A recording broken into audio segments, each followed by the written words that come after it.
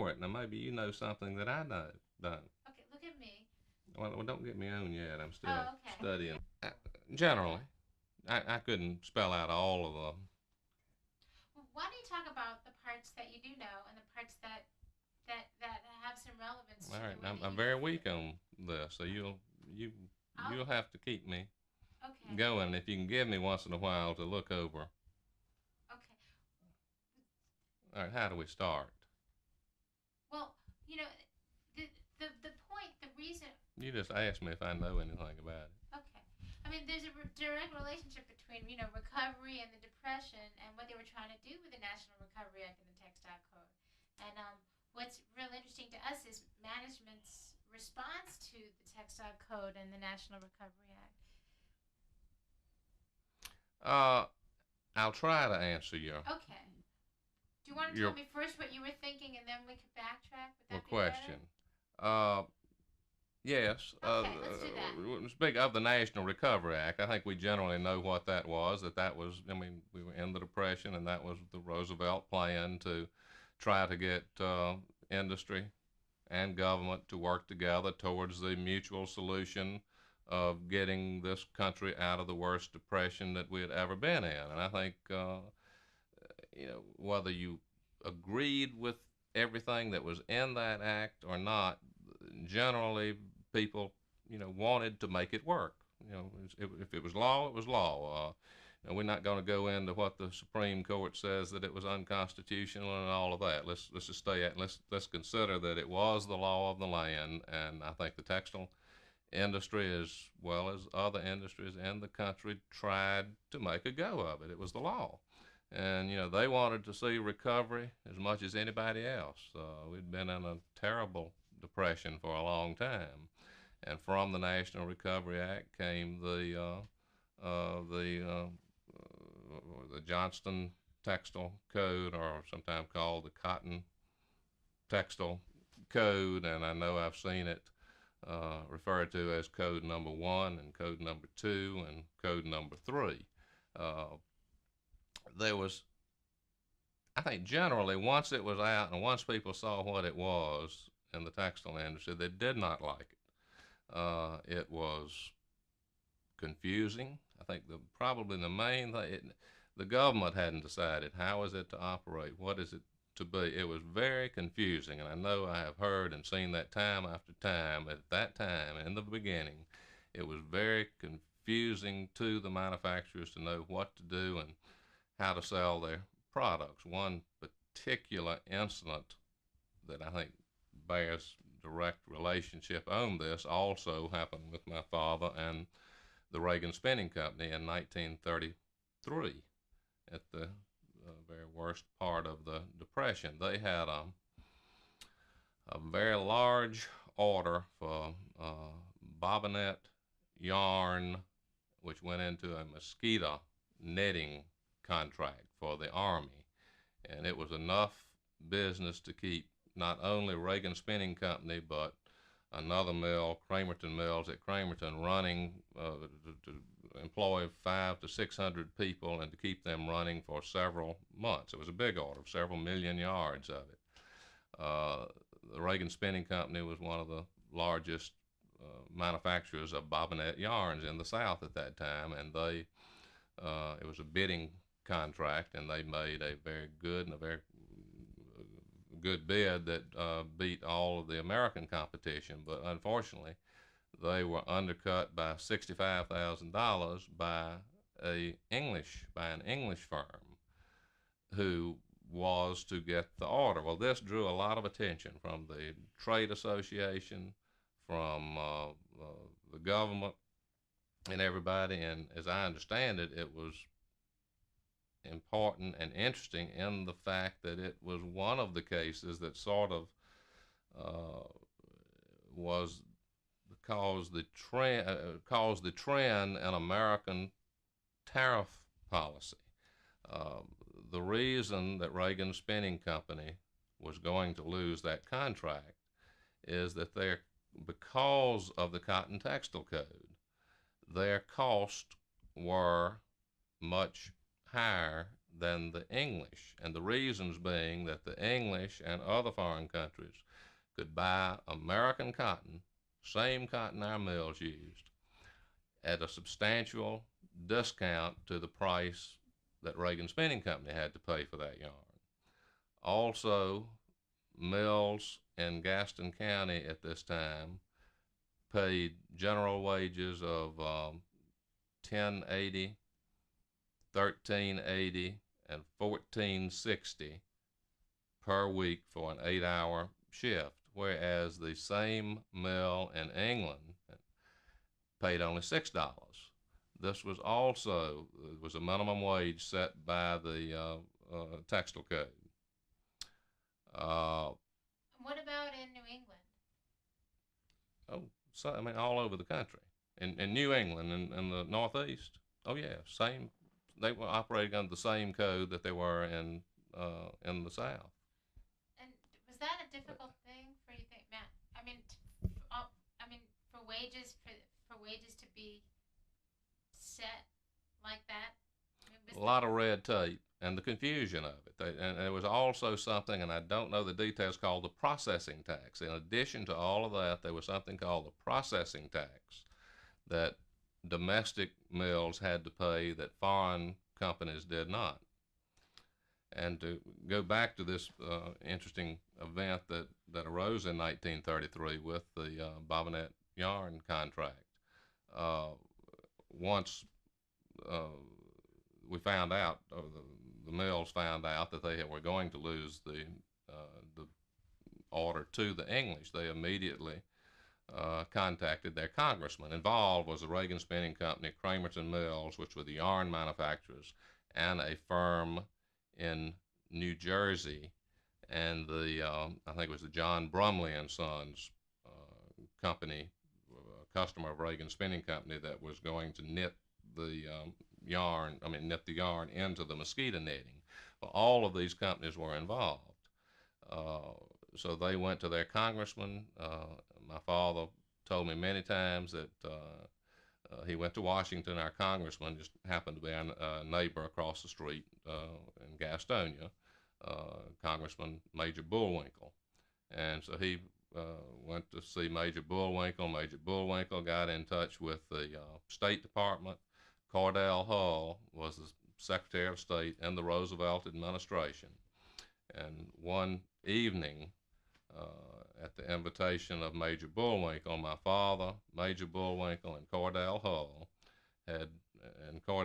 and Major Bullwinkle both lived at the Wardman Park Hotel in Washington at that time. Well, anyway, they had dinner one evening just to informally discuss what had come up because of this contract, and they explained to him that because of the Textile Code and having to pay higher wages, having to pay the higher price for American cotton, and having to do other things, that was the reason that they were going to lose the contract, and Americans were going to be put out of work. And Cordell Hull said it was the first he knew about it, that he tended to agree with the assessment, and he made a statement that my father always said. He said, I believe in I think I'm correct, in a reciprocal tariff, that, if the English are going to have tariffs against us,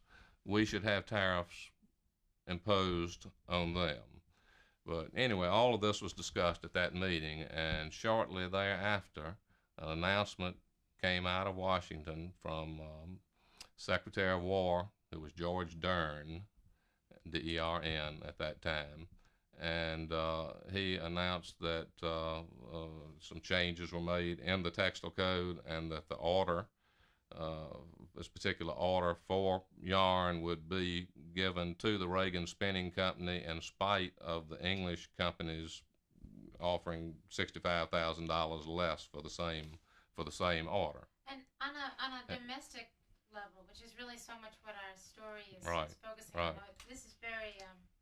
I'm sure your father was having. I'm sure it was difficult for your father to be dealing with the European issue and the domestic issue all at the same time.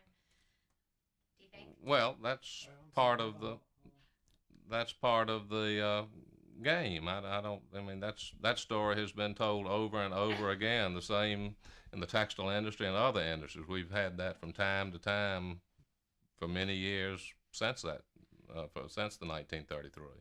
Yeah, the 1933 was so. I guess it was a But milestone. it was a milestone. For textile workers, The National Recovery Act was new. The Textile Code was okay, new. you know what, let's start with that moment that it was a Okay. milestone, and think about it both for the man if for management and workers. When workers got a raise, workers were working less hours. For them, it was like a big deal. I imagine. I mean, it was a big deal.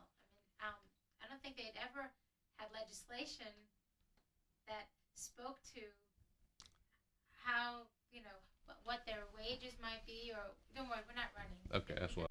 Okay. So you were going to start with the National Recovery Act and the Textile Code, right where you are.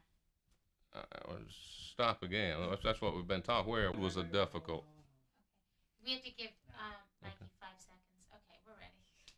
The entire code was a difficult situation, and I think in the beginning it was confusing, and this tariff problem with the Ragan Spinning Company and the English competition, I think, was a small part of that problem. It was something that needed to be worked out, that had not been thought about before. And as I understand it, that this was sort of a milestone in the America's tariff policy as it tied in with the National Recovery Act at that time. And I cannot speak to all of the details on it, but I do know that it was a part of the American tariff policy. The You got to sort of direct me Okay, here. I'm sorry. I guess the direction that I'm. Some of this we've talked about. What we understand is that the textile industry was at first very excited about having the opportunity to be the architects of a code and legislation that would help them maintain their industry better, and particularly to help pull it out of the depression. I can't speak to that. Okay. I don't. Right. But all industry. He's got me where I got to have my coat straight now. Okay, we're rolling. I have the impression, and it's only an impression, I was not there. In spite of how old I may look, I was not there in 1933 when the National Recovery Act started. But I had the impression, probably from my father and other textile leaders from that time, that even though they may have helped create the code, and that there was so much confusion and uncertainty and maybe unfairness when it finally came out, that they were not real positive on it. That there was just too many things, such as I don't know whether the differential in the cotton prices between an American buyer and a foreign buyer were part of it, but I'm sure that was never liked, never has been liked, never will be liked. But I can't really give you any details because I wasn't there, other than the impression that they thought it was just an extremely confusing, frustrating piece of legislation that caused unnecessary red tape in complying with it. Okay. Now we left off on the strike. I guess it was like around day 3 or 4. Do you wanna? I mean, how in terms of the guards and the guns and the response to the mill workers, how did that end up? I mean, could you speak to, I guess, sort of how they were able to use the mechanics of the guards and their deputies to really work for them? Well, I think it was a situation that worked. I think the mills, and most of them did, that had the guards around it, were not bothered or vandalized. Now, that's not to say that there were not other strikes. Yeah, all during this time. It may be one particular mill. I know there were several in Belmont that I remember. The Hatch Hosiery Mill was one of them that several times, this is later in the week or the next week or the following week, that there were several thousand pickets around that mill. Now, for what reason, I do not know. And it got very rough, and sheriff's deputies were called for, and there were shots, and I think there was one worker that was killed at that mill and several wounded. And I cannot answer, why this particular one received so much attention, except maybe they had started to work again. The union did not want the mill to work again, and so possibly that was the reason. But I just know that that was one where a lot of trouble occurred in Gaston County. Yeah. Mr. Ragan, you said that the day to day after the first couple of days, it kind of the same procedure happened on. Then at the end of those, it's about 22 days, 26 days, and the strike was finally ended. The union had come to an agreement with the government, but what the union felt was that in the end, the management had never agreed to Well, that. President Roosevelt promised the workers. So, and a lot of them. Well, I can't really answer. I mean, Mr. Montgomery is going to be a better source on that, on the specifics of what the government offered. Any And thoughts on how that strike ended and what? I don't know the specifics of it. I just know as the strike went on, there were good days and there were bad days, and they were the National Guard was involved, and some mills would start up and then they would stop again, and I think the strikers were eventually just worn down, and I'm sure there was behind the scene work between the government and the strikers and the American Cotton Manufacturers Association and the Southern Comb Yarn Spinners Association were all working and negotiating together on what the solution would be. And I don't know what promises were made or anything, but after so many days, and it was 20 something days, less than 30, but close to 30, that it was finally announced that it was over. And then each day, more mills would start back to work again. And while I understood that they did not reach their demands, they did not get all of the demands, or maybe even nearly all of the demands that they had requested, but at least they were free to go back to work at that time. And I think, as far as I know, both sides tried to work together, and most people received their jobs back. I'm sure there were some who did not. I can't speak to that either. That didn't happen at your dad's mill. No, as I said, and this was in the newspaper. The Gastonia Gazette sent out a reporter to report on that particular mill, because that was one where the very first or second day the strike of flying squadrons did occur. So they were interested in reporting on that.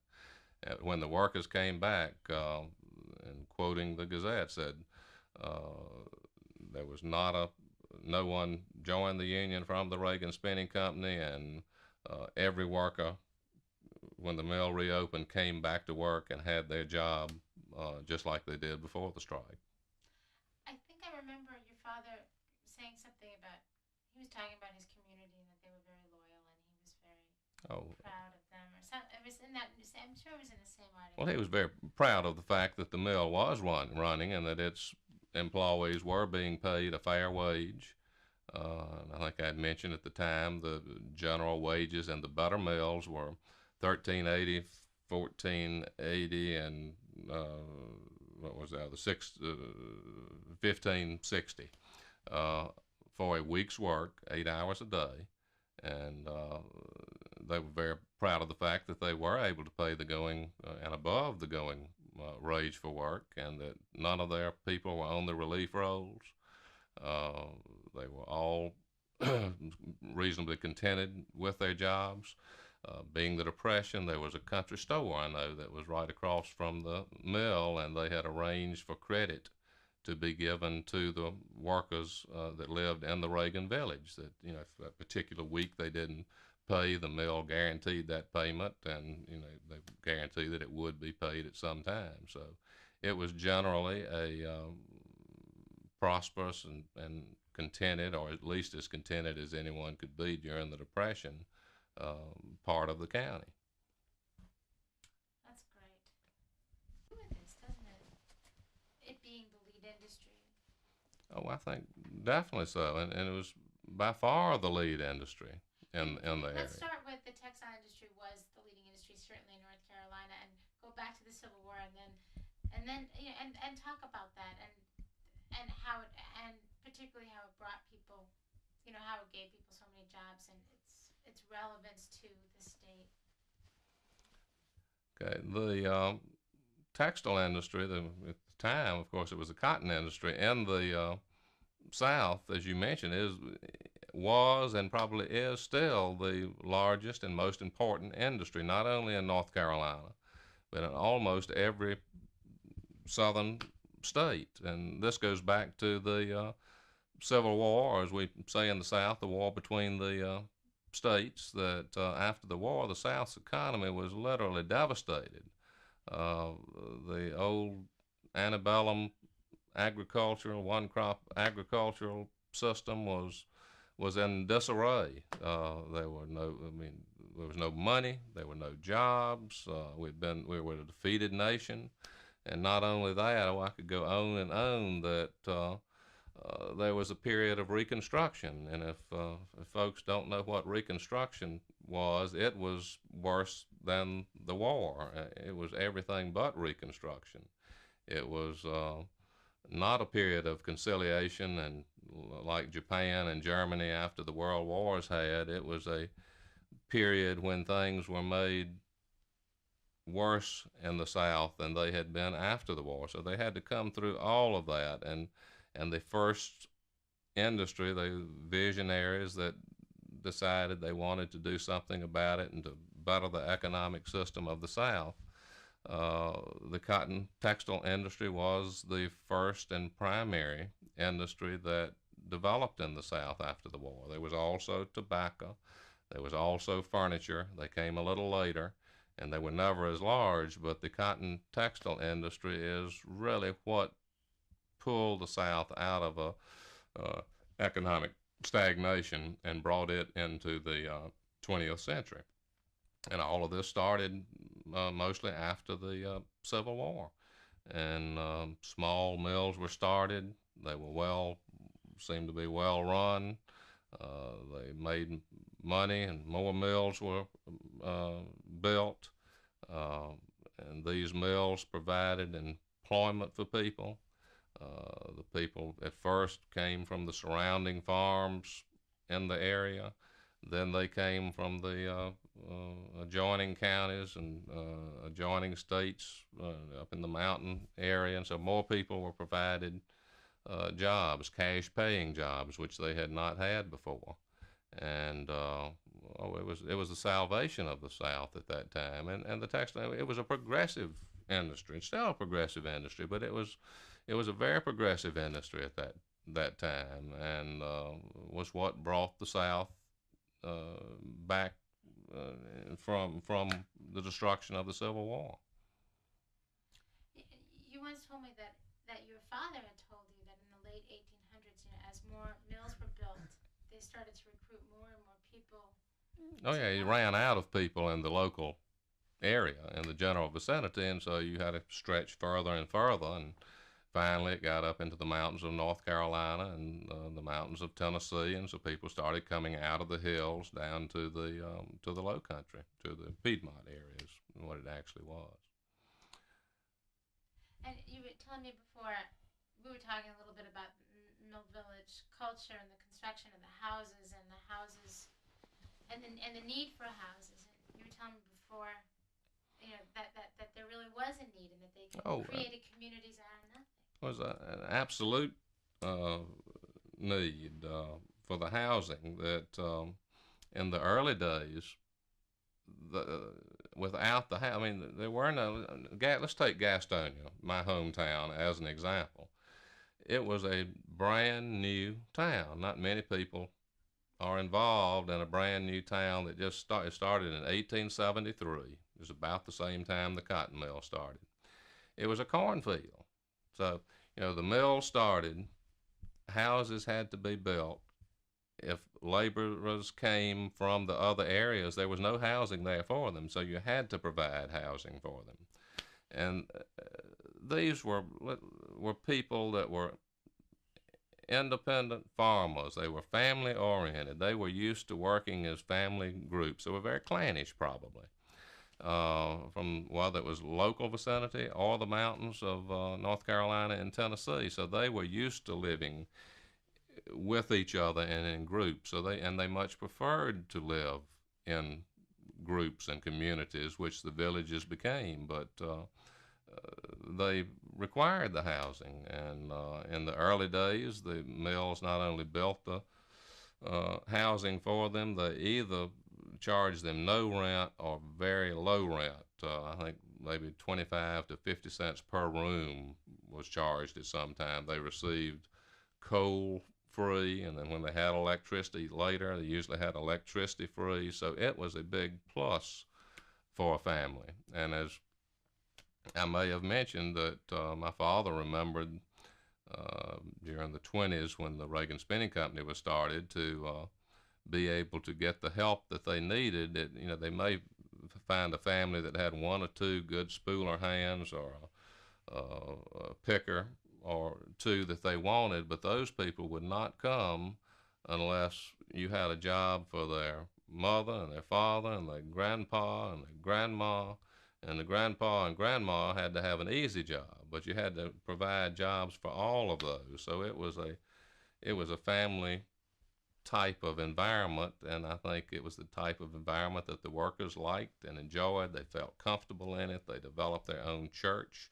They brought their own religion. They grew their own vegetables. They had their own friendships, and so the people were, I think, liked very much being in the mill villages. They were among their own, so to speak, and they felt comfortable with that. Of course, nowadays the mill villages have mostly been sold off or become part of the communities, and the mill villages literally created the towns, as in Gastonia, Belmont, Cramerton, Bessemer City, Kannapolis,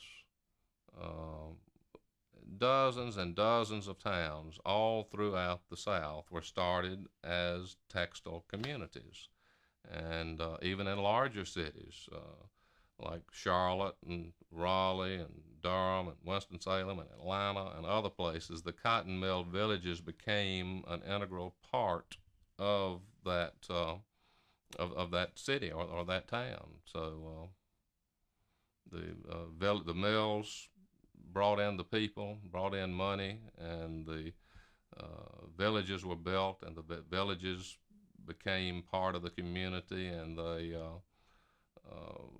they shaped the format of the state. They shaped what the state was like. They shaped the type of people that was in it. I may not be saying that right, but it became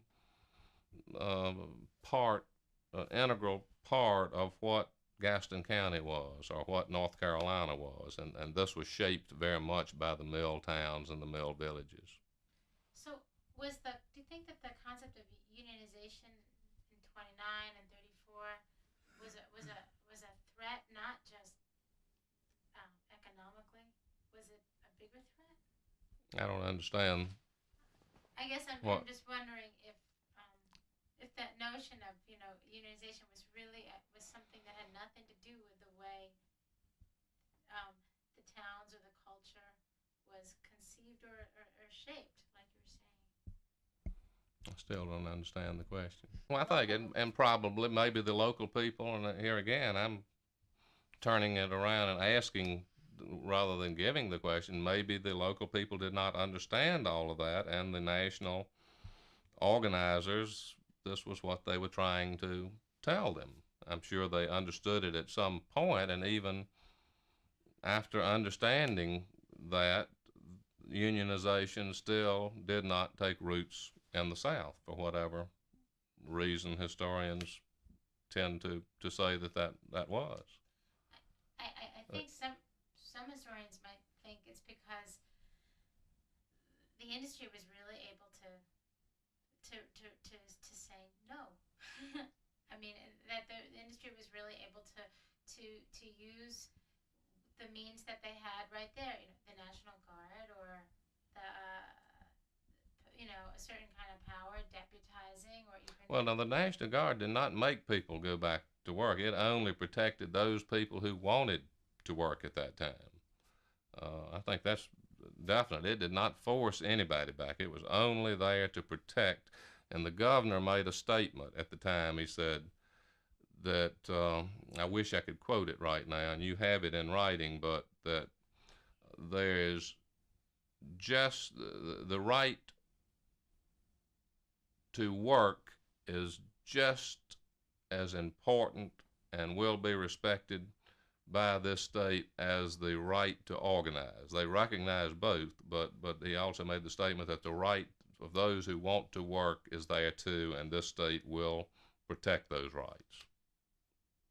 I think also one of the points that Judith was getting at was the fact that since the textile industry was the largest industry in the South, wasn't that kind of like a power that the management had, because these people, I mean, well, that was really their only source of income. Oh, I'm sure it was. It was definitely many people's only source of income, and it was a big and powerful industry in the South. But let's also go back and look at it in the context. This was 1933, in the midst of the worst depression the world has ever known. And more than half of the mills in Gaston County were not able to run at all.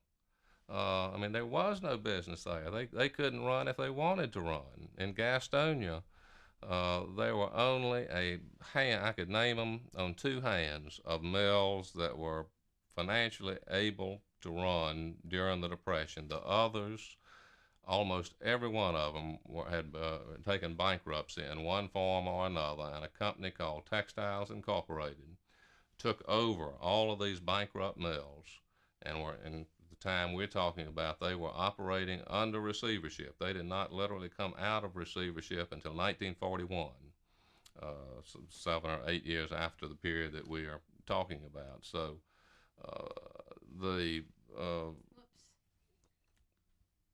did something.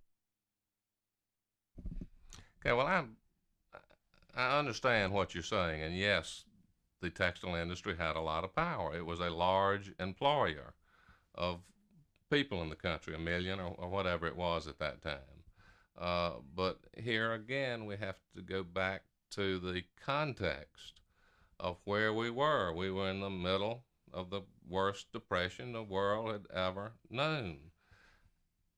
Half of the mills in the country probably either weren't running or were only running a few days. In Gaston County, and here again I can speak better to what was taking place there, half of the mills were not running or were in bankruptcy. In the city of Gastonia, where there were 40 or 50 mills were there at that time, more than half of them were in bankruptcy in one form or another.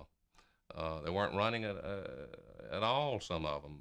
The two largest chains of mills had gone bankrupt, and a company called Textiles Incorporated had absorbed these and were operating under receivership, and they were operating like something like 300 or 400,000 spindles in the city of Gastonia. And it didn't come out of receivership until 1941, 7 years after the period we're talking about. There were only, and I can name them on two hands, maybe one hand, 5 or 6 or 7 mills in Gastonia that were running full time. So, the power, if you want to call it that, the people who were striking were already out of work. I mean, what was, the management had they had no leverage with that management. I mean, the management couldn't hire them if they wanted to hire them. They couldn't hire them at half the price. So they were operating. This national textile strike occurred during the Depression, which I think is a bad time to have a strike. You don't have the power. You don't have the leverage. When is the best time to have a strike? or anything of that sort. It's when business is good, when you've got everybody's attention, when closing a mill down or closing a factory down is really going to mean something. If you're already unable to run or very slightly able to run, closing them down is no further economic hardship to them. So this was the environment that they were in, and the power, the leverage was not there during that time, I don't believe. Do you think if 200,000 Southern textile workers, and this is what we've been told, organize themselves into local unions, that would get some attention? Then or now? Then. Say that again. I mean, if 200,000 Southern textile workers joined or tried to organize local unions, and I mean, Well, you had 600,000 that tried supposedly at that time. Well, on strike. Now, they weren't all trying. As a matter of fact, probably very few of them were trying to actually organize. Certainly, they wanted some advantages and they wanted some concessions. But here again, most of the people that were on strike, and my understanding were the ones that were out of work to begin with. Not all of them, but a great majority of them, the ones that were working, were not taking place in this strike. You know, we did research just to sort of figure out where some of these locals were. Right. I don't know if I ever showed you this. This was just in North Carolina. These were all the local unions that were organized between 1933 and 1934 at the time of the strike. Okay, I see several. The first one I see is Flint Groves. That's part of Gastonia. That's one of the plants there, to the Flint and the Groves. Station of Lincolnton, local union, Charlotte, Shelby, Concord, Lumberton, Gastonia, Illinois, South Vance Street. I think that's in one of the mill areas. Bessemer City, that's in Gaston County. East Belmont, North Belmont, Brookford, that's up near Hickory. I know that was where one worker was killed, or someone was killed during the strike. Cramerton. And so many of these are in Gaston County. Stanley, Gastonia, South Gastonia, Lowell, Mount Holly, South Gastonia. I don't see any West Gastonias. North Charlotte. There are a lot of them. What do you think of that? Well, if they were obviously doing a good job of getting organized. That you can't organize without someone in each community or each mill having a representative. But here you're talking about 20 or 30 names out of tens of thousands that work in the mills. I don't know if that was a large number or not. This just represented each local. Just the local union. Yeah, and so there might be 100 names attached to it, or 300 names attached to it, or 15 names attached Right. to it, or 150. But I think this represented thousands of people, and just in North Carolina, which is sort of amazing. Well, I don't know, if you're a union, you got to have 1,000 out of what, 50,000 or 75, whatever the number was at that. In North Carolina, let's say the number was 50,000. I think that's a conservative number. If you had a 1,000 organized workers who actually took the time and had the interest to sign the piece of paper that said I will support the union, is that a large amount? Is that an amount that the union would be satisfied to say that we've got enough power to go in and get our demands met? I don't believe even 1,000 would be considered a great number, but that's my opinion. Well, I think that there was more than 1,000 at the time. But that's the thing that sort of, I guess, struck everybody, is that they came out in such numbers. Well, I'm sure maybe it did. I wasn't there, and I can't answer. that of how surprised people were. So in the end, for this moment, In the end, I think everybody finally went back to work, and or the ones went back to work that could find work. But it was still 7 years later before everyone who wanted a job could get a job, not just in Gaston County, all over America. economic wise. Economic. I mean, to have a job and to make demands, you've got to have someone who is capable and willing to employ you. And so many companies were not hiring at that time. We're not fully employed. Do you think if the union had been able to get across at the time, what do you think would have been? How do you think things would be different now? I mean, if they had been able to get past in all those numbers. I don't know that it would. I can't answer that. It just depends on what the demands were and what demands were granted. If I recall correctly, they were asking for. This was in the Depression and 60, however many years ago, 60 years ago, they were asking for a 30-hour week then. Is that correct? I mean, even today we don't have a 30-hour week. So I think that was a request that was unreasonable. And the request of the union, or what at least was in the national in the Textile Code, was a minimum wage of $12 a week. Now that's hard to believe. I was getting ready to say an hour, but in mills, some of the mills pay $12 an hour now, but it was $12 a week back then, and that was a fair wage. The mills that were running were paying $12 a week. I quoted some figures earlier of $12.80, $13.80, and $14.60. They were, and I think I mentioned also that there were a few mills that were paying $4 and $5 a week, and that was wrong, and that was unfair, and people knew that. But the demands maybe were not reasonable at that time, and that may have been partly the reason that the strike failed, is that some of the demands were not reasonable. And certainly in the context of time within a depression, to ask for a 30-hour week, the wages, I don't believe, would have been that big a problem, at least in the better run mills, as I understood it, that they were already paying those wages. It was some of the mills, the stretch out, yes, was a situation and needed to be addressed. And I think that probably, if the strike did nothing else, whoever was pushing the stretch out to the maximum, I think those managements were smart enough to see that they had overdone the situation, and they backed up and reversed that trend.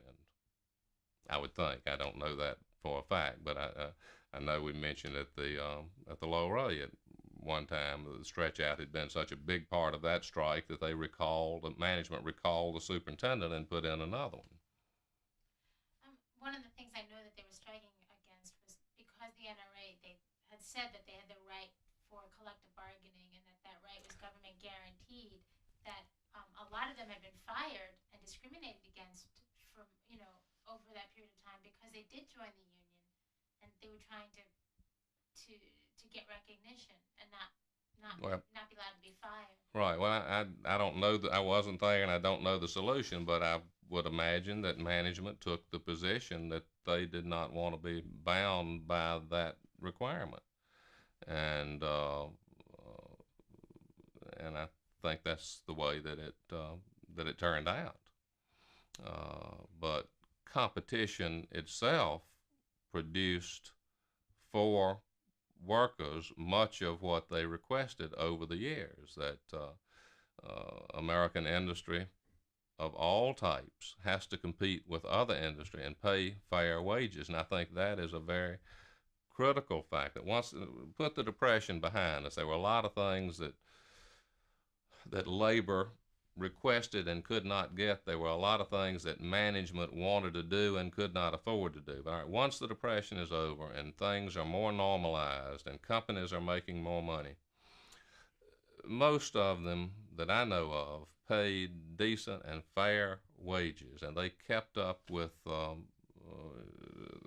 demands of labor. They kept up with inflation. They exceeded inflation. They paid fair wages and have up until this day. And I think that is a very important reason that unionization did not take hold in the South, even after the 1930s. You know, they could have tried again in the 1940s and the 50s and the 60s and the 70s.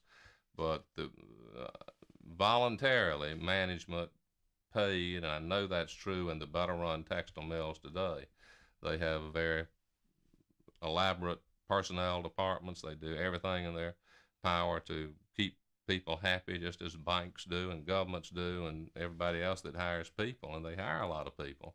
They pay fair wages and have good, clean conditions for them to operate in. I personally remember going through mills in the 1950s and the 1960s, and this was before the day of air conditioning, and they were hot, and people were worked hard. Conditions were not as good. There was more lint involved and everything. Nowadays, if you walk in a textile mill, and I'm associated with a group of mills that's as modern and nicely run as any in the country, it's entirely different. That the help looks happy, they dress neatly, they paid well, the conditions are good. All of the mills are air conditioned. They have fringe benefits. They have retirement plans. They have insurance, health insurance paid for them. And so then the situation is different. And this is the industry, I think, is not only kept up with these types of personnel demands, but they have probably exceeded them. And if they had not, then the unions would have found a seed for making a unionization effort again, but they have not found that seed. They have not found that necessity, in my opinion. Two more questions. Okay.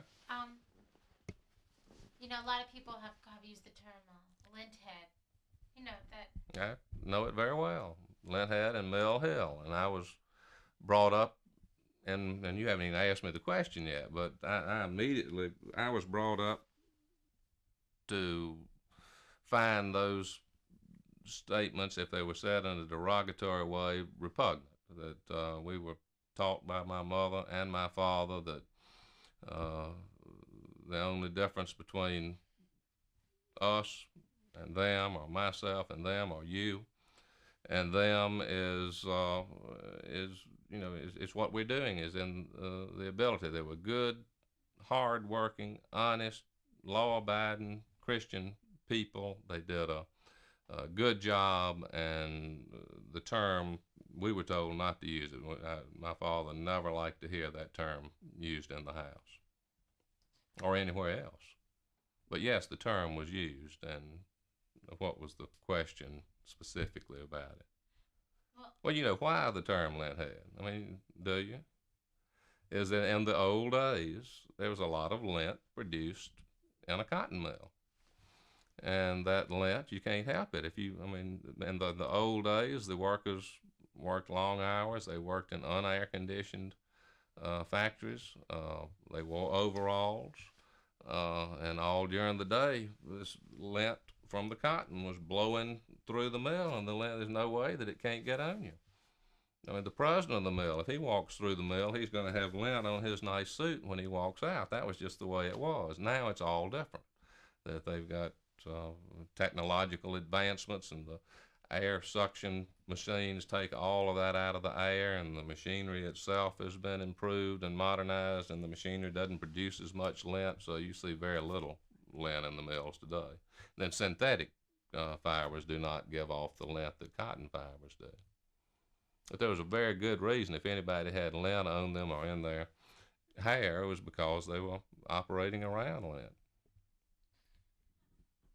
I was going to bring that up too. But it was people used it in a derogatory manner as anything racist or anything else. You know, people can find something and take that and make fun of it. And I guess people did take the term linthead and try to make fun of people. It wasn't right, and it shouldn't have been done. And most people that were involved did not think that way. Actually, how? Sorry. But still haven't answered your question because you never asked the question of. The question I'm going to ask, and I'm not trying to put words in your mouth Okay. at all, but because I know that the mill owners, had set up these communities and had a very close relationship to their employees. They did. They knew them by name. Most of them they probably knew by name. They could go out in the factory and call them by name. They knew their family. They knew their wife. They knew their daddy. Knew where they lived. Knew where they came from. Know where they came from. So was it an insult to think that a worker that was so close might think about needing a union? I think it was an insult. I think it was strictly business. That I think management obviously saw it that it would be to their detriment to have unionization for the standard reasons that managements today consider it a detriment. And I think they genuinely felt that it did not produce that much for the working. And here again, we go back to the Depression. I can't, you got some out of work that have no job and no income, but the ones that were at work earning as good as the minimum textile wage from the textile code or better were not gaining anything from it. And you'll have to ask someone that's in the actual management of a company now, why do you not want unionization? I can't give you the answer that you want to hear from that. And, you're not putting words in my mouth, but management obviously felt that they could do a better job of it than unions can. I think they're right, and I think history has proven them right, at least in recent times, and that's what we've just discussed earlier, that the progressive companies have done a better job for the employees than the unions have done or can do. Here again, we're getting a little off the subject. If you followed the trucker strike very recently, I think that points some of these things home to you. They're not able to do as good a job as the companies themselves for those workers. How do you think your dad would feel about you bringing up topics that he wasn't comfortable talking about? Oh, he would probably wonder why I was doing it. Actually, Deep down, he had some historical interest in him too. I don't think we've discussed anything that would embarrass him, and I think when we talked privately, I've knew my dad all my life, of course, and I think he was as genuine and honest and good a person, not only with his family, but with the help at the mills, and nothing was ever done or would ever be done that would purposely hurt them. I think it was genuinely, he and other managements felt that the way they were running it was as good or better than the unions could do it. And nobody likes to have their hands tied to say how they're going to run their company. And in some ways, that's what a union does to you. But here again, I go back to the management itself, and only, you'll have to figure out this, or anyone that's interested in this interview has done a very good job in the textile industry and in other industries themselves without being hampered by the unions. And I think this is one of the very strong points of why unionization has not taken strong hold until this day. Do you think people are afraid? Of what? Are they afraid of trying to join one? Are they afraid of I think all of that is outblown. You haven't got somebody standing in the mill office that's holding a tape recorder or finding, trying to find out or going to hurt you or anything else. And on the other side, just as well, I don't think I think unions have been cleaned up. Unions used to be very rough now, and this is another subject. I think that most of them are very law-abiding, respectable organizations now, and I think that the two can talk and get along very well. But this is not a subject that I'm an expert on. And that's not what we're really talking about. No, no. So. But you asked the question. Well, I think you asked, were people afraid of it? I don't see. I asked why. I don't see any reason that they should be afraid of it. I think a long time ago, particularly after the 31st strike, people got very frightened. I think they got frightened of. I think they were frightened of the ramifications of what could happen if they did join a union, because they saw that. Well, I don't disagree. I mean, here again, I wasn't there, and I don't disagree with that. But I go back to the contention that the ones that were striking had nothing. I mean, they were not working anyway, and the others that were working, they took an election. There's an election on both sides. They took an election at the mill during the strike. We're getting a little bit hazy on the subject now. That the ones that wanted to work could work. I'm sure everybody would like to have made more money. The mill owners certainly. There weren't profits back during the Depression. They were very, very fortunate to break even in those mills that made just a little bit of money. And this was pointed out. What in the newspapers, and what is the book I'm trying to think on that was written about this very subject at that time? Mill Hands and Preachers. Who was the author on that? It escapes me at this time. This was one of the things that he pointed out, that maybe heretofore, before the Depression, mill owners were always crying, we're not making enough profits, we're not doing well enough, we just haven't the money to pay more wages. And when the big strike came, by dog, even he admitted that they were absolutely right. Finally, they weren't crying wolf anymore, that they did not have the money, that that there was not the business there to meet every demand that was requested.